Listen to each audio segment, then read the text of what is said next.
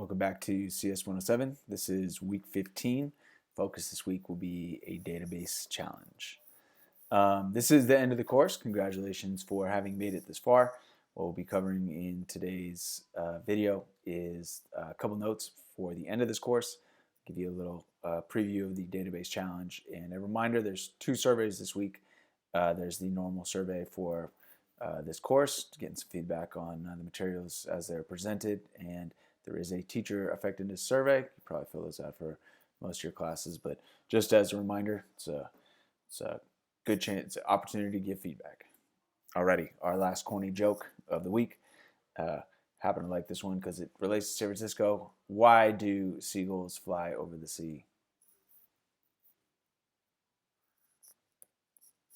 Because if they flew over the bay, they would be bagels. Alrighty. Some notes for the end of the course. This is the last week, so as per our normal schedule, hoping you can get everything turned in by Sunday, December 6th. That'd be a week after, or this being the last week of classes. December 6th would be great if you could get everything in. There's no final for this course, so don't have to worry about that. Simply, I'm going to acknowledge that this course is, well, I'm sure the entire semester has been carried on through unique circumstances, a lot going on. So given that, I'm going to loosen our late work policy. So I'll accept late work through the end of finals week. I believe that's Friday, December 12th. You can make up anything that you don't like the score you got on. That can be an app or some of the homework assignments. If you didn't get credit for them, you can go back and submit them and get credit. The one thing you cannot make up is surveys. So those were intended to be week by week thing, and so everything else you can make up, and you can get your grade pretty much wherever you want it. I will start updating grades soon. I haven't inputted really zeros yet because it didn't feel right, but I'm gonna start doing that, so you might get a more accurate read on exactly what your grade is. So I'm sure most people will be fine.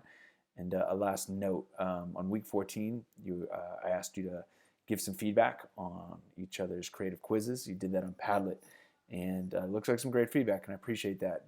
One issue is that some people did not sign in before commenting, so your comments are they are noted as anonymous rather than your name. So you might want to go back and look. If you post anonymous, maybe just sign in and copy your comment and paste it again through your name. Totally fine to do that. But obviously, if I don't know who made the post, can't give credit. So something to keep in mind. So this week, or last week, we started with this idea of data and integrating data, or the idea of persistent data into our apps. That's data that will remain even if we close the app and we open up the app again. It'll still be there. There's a couple ways to save data persistently. So with this week, you will choose an app, an existing app that you're going to modify. So there's a couple that we've done that I think would make good options. Mario's Mushroom Chase, Pong, the CS Innovators Quiz, or perhaps your Creative Quiz app. Those are all good options where you're going to add persistence in the form of a local storage database. You can also, if you just prefer, I've got a completed Pong app that you can use as a template. It'll work just as well. So you could add the persistence to one of your own apps. You could do it to the template app. It's okay either way. And one other kind of new idea is how we can get the data to display in a descending order. So in particular, we're adding this database, and you'll be saving the top scores. And so we'd want them to display from the highest to the lowest. So it's a pretty easy way we can do that. And I'll cover it more in depth in a specific video for the databases. Okay, so one other thing, this is the end of course. There's 2 surveys. So there's week 15, which can give me feedback on what is working for this week or what is not working. And then lastly, the teacher effectiveness survey, which I believe the university asks you to do for each one of your classes. I know there's a number of different reasons why people take CS 107. Some people need it as a prereq as a CS major. Some people want to get the B1 quant graduation requirement out of the way. Some people take it out of curiosity. All good reasons to have done it. If you want to continue your learning, we sort of got a foundation of concepts and did a little, creative problem solving, and you on the code.org, maybe you may have started getting into writing JavaScript. in a text form, and even if you didn't. So I also teach 110, and I use a very specific platform. It's called CodeHS. It's not free, but it just so happens that I have extra licenses available. So if you are interested, if you are either taking 110 next semester or just your own personal interest, either is fine. I can grant you access to the curriculum, which is online, that we use in 110. So you can either get ready for 110 or just continue your own learning if you're interested. Email me for access.